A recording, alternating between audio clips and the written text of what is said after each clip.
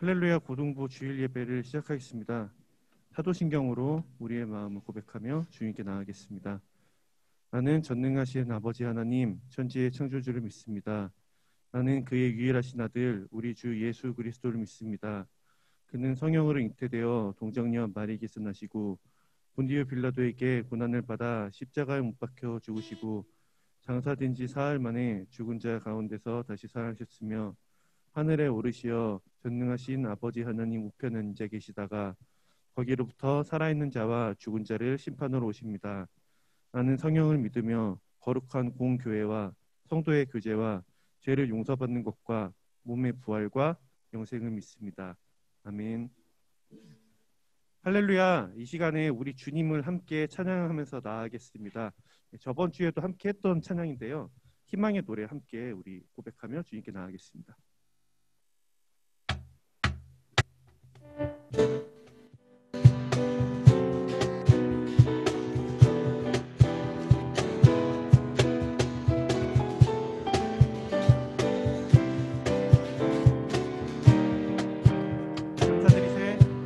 감사드리세 우리 주께 크신 사랑 베푸셨네. 찬양 드리세 어린 양께 영원히 감사드리세 우리 주께 크신 사랑 베푸셨네. 찬양 드리세 어린 양께 영원히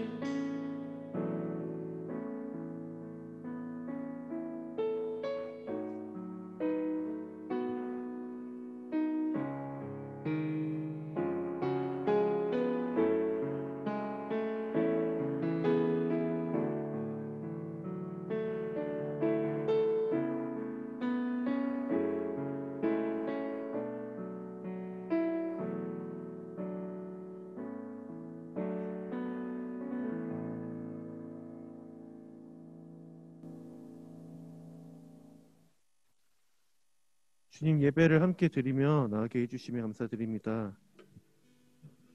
이 자리에서 예배를 드리며 하나님께 경배하는 것이 얼마나 기쁜지 모릅니다. 하나님의 말씀을 각자의 시간을 들여 함께 할 수 있게 해주심에 너무 감사를 드립니다. 고등부를 위해 기도합니다. 무엇보다도 이 예배가 회복되길 원합니다. 이 나라를 긍휼히 여기셔서 온전히 회복할 수 있도록 도와주시고 하나님을 갈망하게 해주셔서 이 나라의 회복을 위해 함께 기도하는 고등부가 될 수 있도록 도와주십시오. 수험생을 위해 기도합니다. 그들이 어려운 상황의 가운데도 묵묵히 자신의 소임을 다할 수 있도록 도와주시길 원합니다. 예배를 위해 기도합니다. 하나님의 말씀을 들을 수 있는 귀와 지혜를 허락하시고 말씀을 전하실 강현웅 전도사님 가운데 하나님의 말씀을 온전히 전할 수 있도록 도와주세요. 이 모든 기도를 우리를 위해 십자가에서 죽으신 예수님의 이름으로 기도드립니다. 아멘.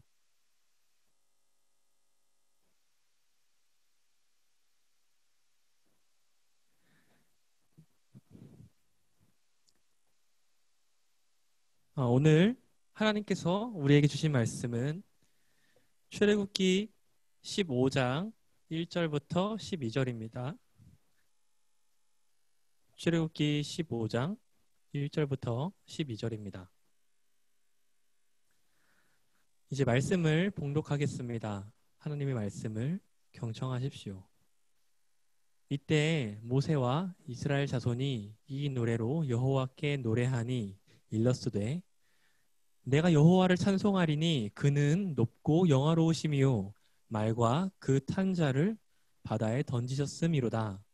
여호와는 나의 힘이요 노래시며 나의 구원이시로다. 그는 나의 하나님이시니 내가 그를 찬송할 것이요 내 아버지의 하나님이시니 내가 그를 높이리로다.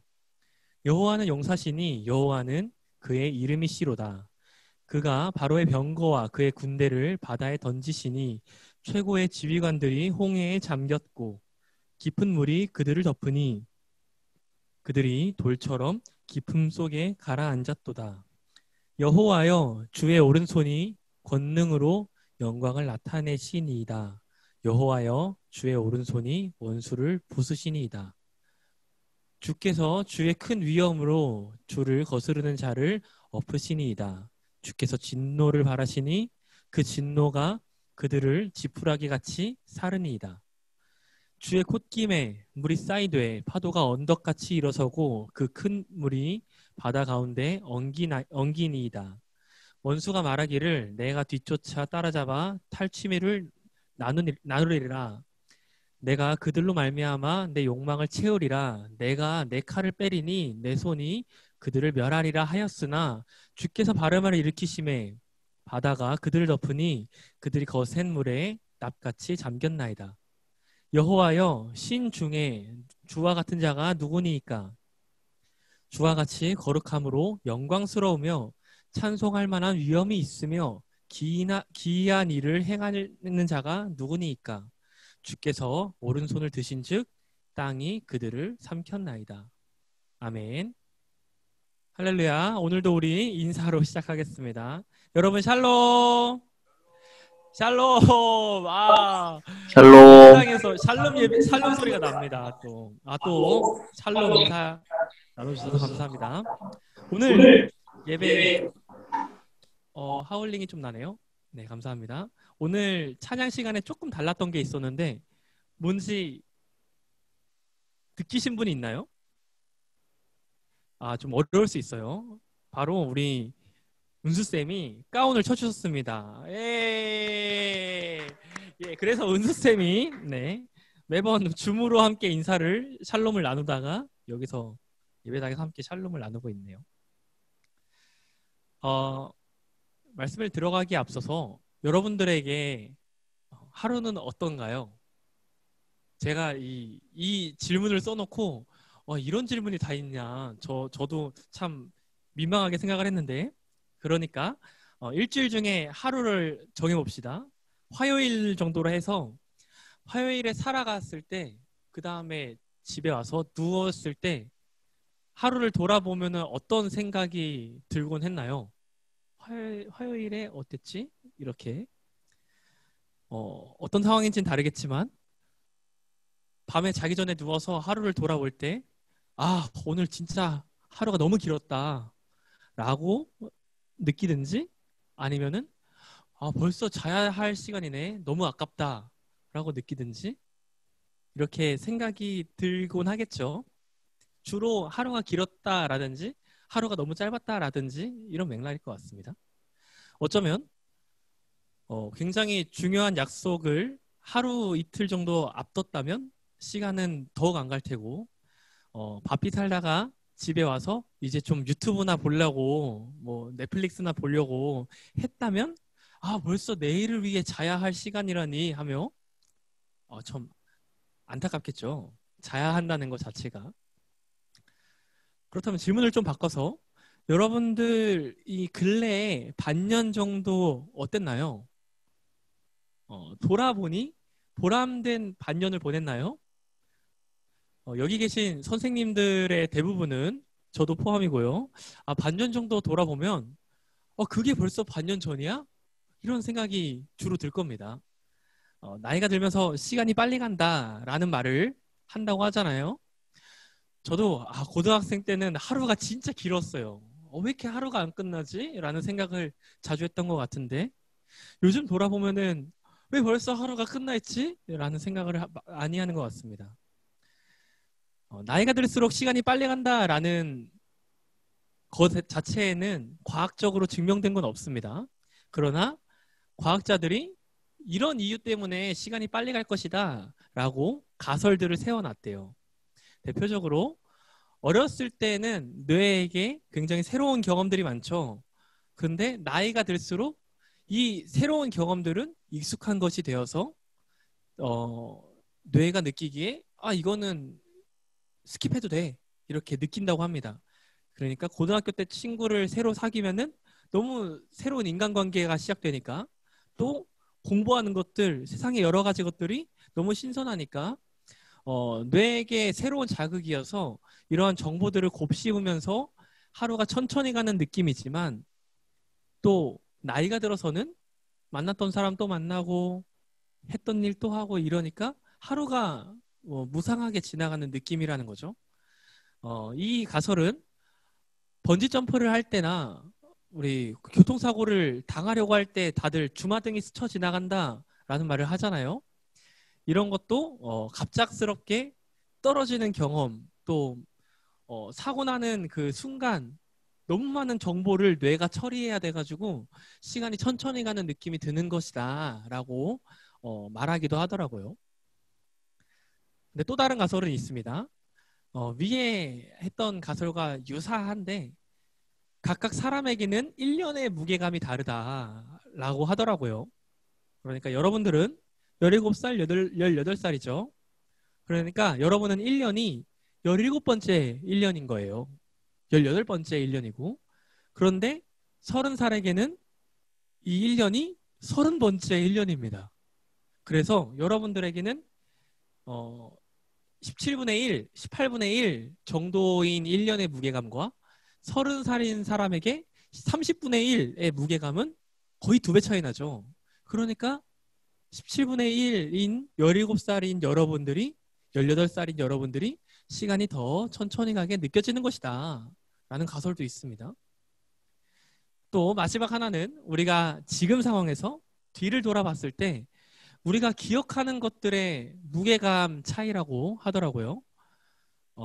물론 가물가물할 수는 있겠지만 여러분들이 초등학교 때 기억 중에 기억에 남는 거를 말해봐라 라고 한다면 한두 가지 정도 강력했던 추억들을 얘기할 겁니다. 저 같은 경우도 선생님이 한 번은 굉장히 안쓰러워 보였던 경험이 있어요. 굉장히 제가 싫어했던 선생님인데 또 나이가 많았습니다. 막 그런 강렬했던 기억들 한두 개씩 말할 수 있죠. 그런데 이 강력했던 추억은 이런 추억이 있던 날에는 세세한 것까지 기억하기는 어렵습니다. 그냥 강력했던 한 가지 꽝 기억을 하죠. 그런데 우리가 어제 무엇을 했는지 또는 오늘 지금까지 일어나서 어떻게 보내고 있는지 기억하려고 한다면 옛날의 추억보다는 더 세세하게 기억할 수 있겠죠. 뭐 일어나서 이 닦고 뭐 누워 있다가 예배 켰어 이렇다든지, 그죠? 뭐 밥은 미역국 먹었어 뭐 이 정도. 하지만 여기에는 일상적인 것이 많아서 이렇게 자주 일상적으로 겪는 것은 기억이 금세 날아간다고 해요. 그러니까 지금으로부터 10년 후에 2031년에는 여러분들은 오늘의 기억보다 아직도 초등학생 때 기억을 더 강렬하게 기억하고 있을 수도 있다는 거죠. 제가 여러 가지 말로 표현을 했지만 어쨌든 우리는 이미 지나간 날들을 기억하고 추억하고 또 이미 지나갈 날들을 살아가는 사람들입니다. 잘 놓고 보면 과거의 추억을 위해서 살아간다는 것 같기도 해요. 제가 오늘 본문이 굉장히 길었죠. 오늘 우리가 만난 본문이 어디인지 다들 추측이 될까요? 우리가 읽은 게 출애굽기 15장이니까 한 장만 앞으로 가보면은 그 답이 바로 나옵니다. 14장에는 어떤 내용이 나오죠? 맞습니다. 다들 뭐 오늘은 이 홍해 사건을 지나서 이집트의 손에서 벗어나게 되었을 때 하나님을 향해 모세와 이스라엘 백성들이 찬양하는 그 장면, 그 본문입니다.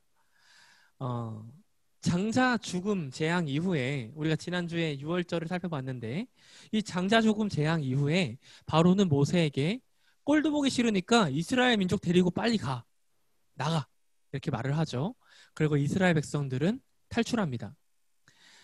이미 탈출할 준비를 모두 마치고 6월절을 지켜라 라는, 그러니까 6월절을 지키는 그 명령 안에 탈출할 준비를 마치라는 것까지 있었기 때문에 이스라엘 백성들은 재빠르게 탈출을 하죠.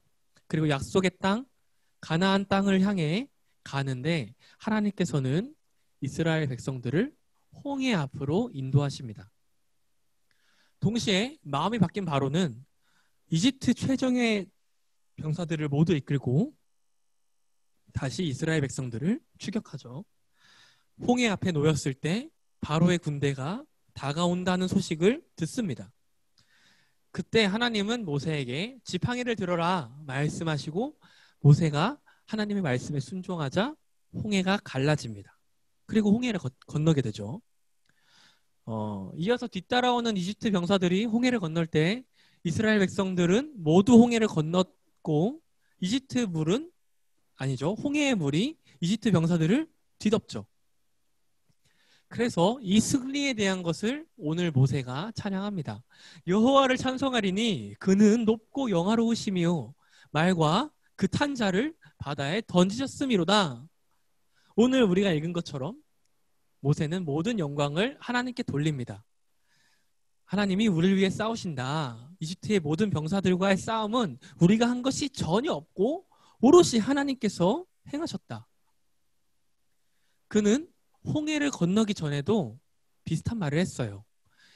이집트 병사들이 쫓아오는 것을 본 이스라엘 백성들이 모세에게 왜 우리를 이집트에서 끌고 왔냐? 광야에서 이렇게 죽는 것보다 이집트 사람들을 섬기는 노예로 사는 게 훨씬 낫다라고 불평할 때 모세는 여호와께서 너희를 위해 싸우시리니 너희는 그저 가만히 있을지니라 라고 말을 하죠.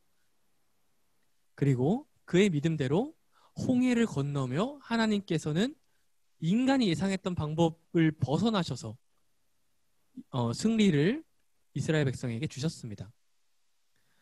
이스라엘 백성들이 얻은 승리는 전적으로 하나님에 의해서 얻은 승리였습니다. 그들이 한 것은 전혀 없죠. 가만히 있었어요. 그러니까 모세는 이 노래를 전적으로 하나님을 향한 찬양으로 가득 채우는 것이 마땅합니다. 그죠? 이 찬양에는 인간의 감정, 우리가 하나님께 순종했다 이런 표현들 전혀 없습니다. 그저 하나님에 대한 찬송뿐입니다. 실제로 모세는 모든 찬송을 하나님께 올려드리는데 이스라엘 백성들이 함께 이 찬양을 부를 때 홍해 건너기 전에 불평을 하지 않았더라면 얼마나 좋았을까요? 이 노래가 얼마나 그들에게도 큰 은혜가 됐을까요? 그들이 이 모세에게 불평한 이스라엘 백성들이 홍해를 지나면서 옆에 물이 벽처럼 선 것을 봤을 때 어떤 기분이었을까요? 그럼에도 불구하고 모세는 이 찬양에 하나님에 대한 찬양만 담으면서 하나님을 향해 불평한 무리들에 대한 이야기를 또한 넣어놓지 않습니다. 그저 하나님을 찬양하는 거예요. 우리가 경험해온 많은 시련이나 많은 시험들, 상처들 가운데 우리가 먼저 해야 할 것은 우리의 감상에 젖는 것이 아니라 모세처럼 하나님을 찬양하는 것입니다. 그래서 우리가 너무 힘들다, 너무 이스라엘 백성들처럼 우리를 홍해에서 죽게 하느냐라는 불평과 같이 그런 불평을 한번 내려놓고 하나님께 우리의 전쟁을 맡기면서 나아가는 우리가 되길 원합니다. 자, 하나님께서 이스라엘을 승리로 이끄셨습니다. 이스라엘은 승리했습니다. 세계 최강대국인 이집트로부터 독립을 했습니다. 그리고 그 승리는 하나님의 이집트 신들에 대한 심판인과 동시에 세상 기준으로도 승리해요. 무슨 말이냐? 이스라엘 백성들이 이집트에서 나올 때 도망자처럼 나오지 않고 승리한 군인들처럼 나옵니다. 몇 구절을 살펴볼게요. 첫 번째로 모세와 하나님께서 이렇게 만났던 장면에서 하나님께서 출애굽을 이야기하면서 말씀하신 말씀입니다. 출애굽기 3장 22절인데요. 여인들은 모두 그 이웃 사람과 및 자기 집에 거류한 여인에게 은폐물과 금폐물과 의복을 구하여 너희의 자녀를 꾸미리라. 너희는 애굽 사람의 물품을 취하리라. 애굽 사람 물품을 약탈할 것을 이야기하시죠. 이어서 출애굽 당시 상황입니다. 12장 35절 36절입니다. 이스라엘 자손이 모세의 말대로 하여 애굽 사람에게 은금 폐물과 의복을 구하매 여호와께서 애굽 사람들에게 이스라엘 백성에게 은혜를 입히게 하사 그들이 구하는 대로 주게 하심으로 그들이 애굽 사람의 물품을 취하였더라. 쉽게 말하면 애굽 사람들이 갖고 있던 귀중품을 이스라엘 사람들이 갖고 나왔다는 거예요. 마치 전쟁에서 승리한 군인들처럼 이집트 사람들의 귀중품을 취하여 나오죠. 그런데 엄연히 기억해야 할 것은 이스라엘 백성들이 한 것은 아무것도 없다는 겁니다. 그럼에도 불구하고 하나님의 승리는 우리의 승리가 됩니다. 하나님께서 우리와 함께 하시기에 하나님께서 세상을 이기셨기에 우리도 세상을 이길 수 있습니다. 요한복음 16장 33절에 예수님께서 이렇게 말씀하십니다. 이것을 너희에게 이르는 것은 너희로 내 안에서 평안을 누리게 하려 함이라. 세상에서는 너희가 환난을 당하나 담대하라 내가 세상을 이기었노라. 예수님께서 우리에게 너네가 힘들 거야. 세상에서 패배할 수도 있어. 그러나 괜찮아. 내가 세상을 이겼으니까 라고 말씀을 하시는 거예요. 우리에게도 세상을 이길 수 있는 힘이 있습니다. 그것은 바로 예수님의 이름으로 우리가 나아갈 때 하나님의 은혜로 우리가 나아갈 때 가능함을 고백합니다. 예수님도 죽음으로 죄를 속하시고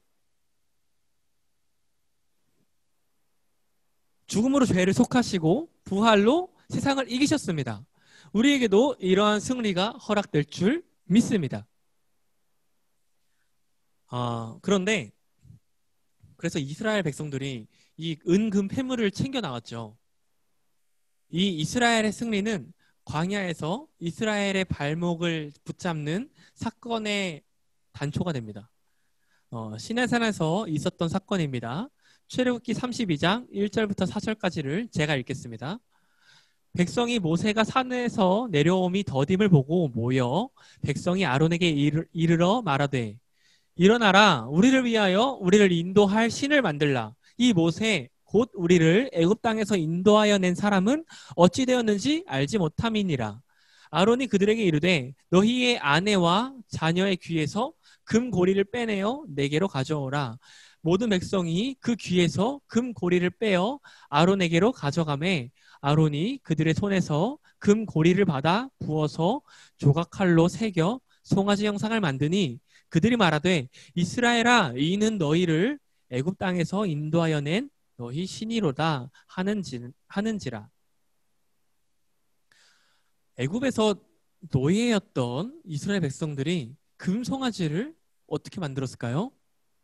우리가 살펴본 대로 하나님께서 이스라엘 백성에게 허락하신 승리를 통해 얻은 은, 금, 폐물로 만든 겁니다.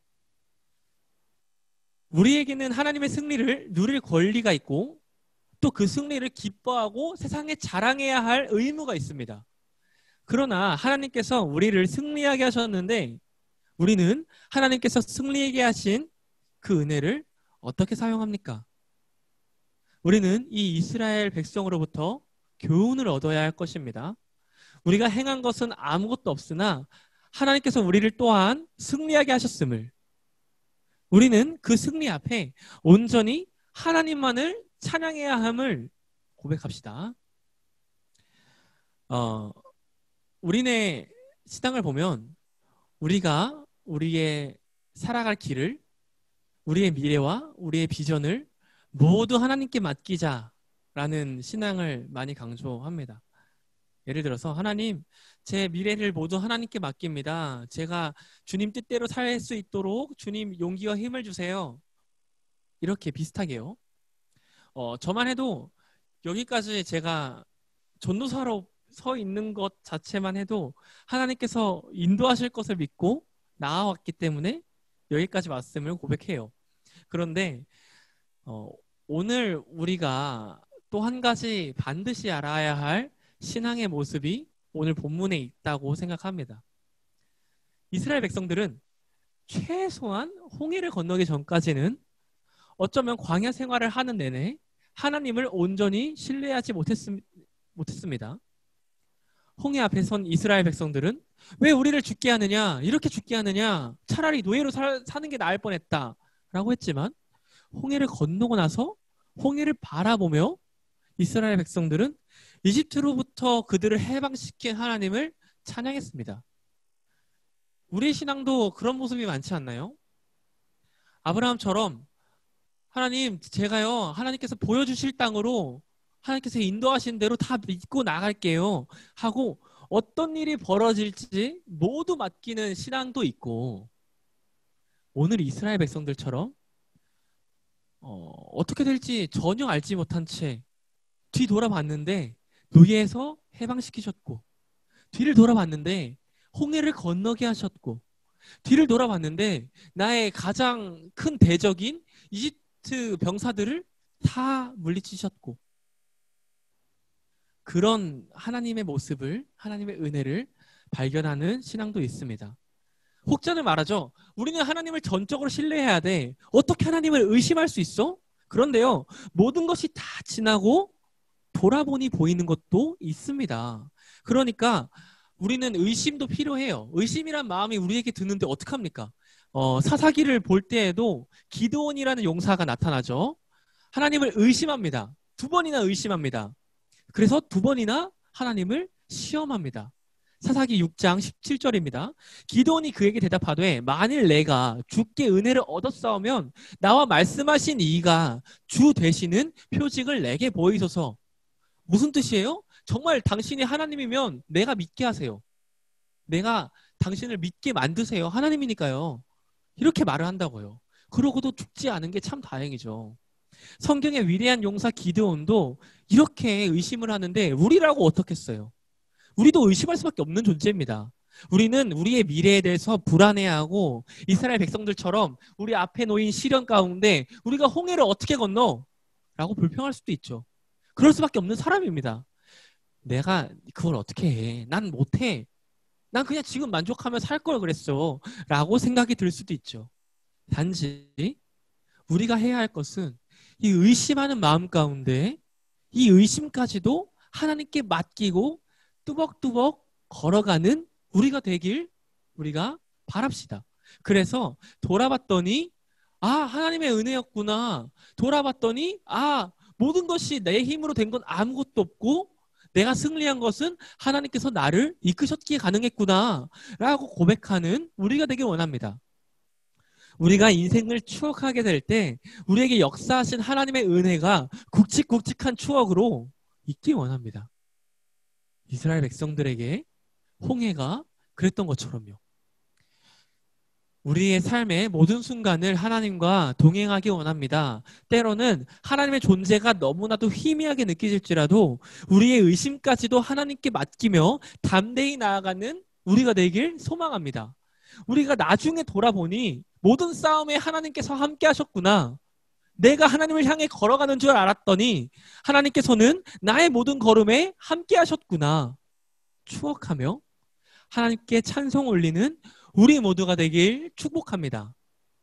어지러운 세상, 선한 것이 하나 없는 세상, 이렇게 보이는 세상 가운데에서 그리스도인으로 부름받은 우리가 하나님의 승리를 선포하며 살아가길 주님의 이름으로 기원합니다. 마지막으로 그로 말미암아 여기 모인 해방교회의 모든 지체들이 각자의 믿음을 가지고 심지어는 의심을 가지고 하나님 안에서 살아가며 세상 가운데 하나님을 나타내는 자가 되길 간절히 원하고 바라고 기도합니다. 기도하겠습니다. 사랑과 은혜의 주님, 능력의 팔과 펴신 팔로 우리를 덮으셔서 강한 손으로 우리를 인도하시는 주님 감사합니다. 하나님, 우리가 우리의 마음 가운데 우리가 우리의 모든 마음을 주님께 드리지 못하는 적이 많음을 고백합니다. 홍해 앞에 놓인 이스라엘 백성들처럼 우리의 나약함을 바라보고 하나님의 그 능력을 바라보지 못할 때가 많습니다. 주님, 그러나 우리의 모든 상황 가운데서 주님을 먼저 바라보기 원하오니 온전히 우리를 완성시키실 주님, 우리가 주님께 의지하기 원하오니 이스라엘 백성들을 홍해를 건너게 하신 것처럼 우리로 하여금 우리 앞에 놓인 시련과 시험 가운데 승리하게 하소서.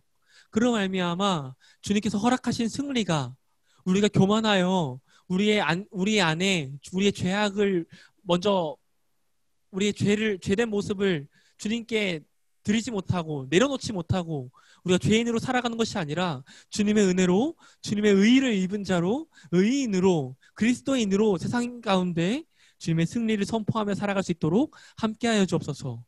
주님, 우리 가운데 늘 계신 주님, 우리가 주님과 동행하면서 주님을 우리의 삶 가운데 늘 초대하면서 우리의 매일을 주님과 동행하는 삶으로 추억하며 살아가기 원합니다. 우리의 삶 가운데 가장 강렬한 기억이 되어주시고 우리가 주님의 은혜를 우리의 양분 삼아 살아갈 수 있도록 또한 함께하여 주옵소서. 거룩하신 이름 예수님의 이름으로 기도드립니다. 아멘.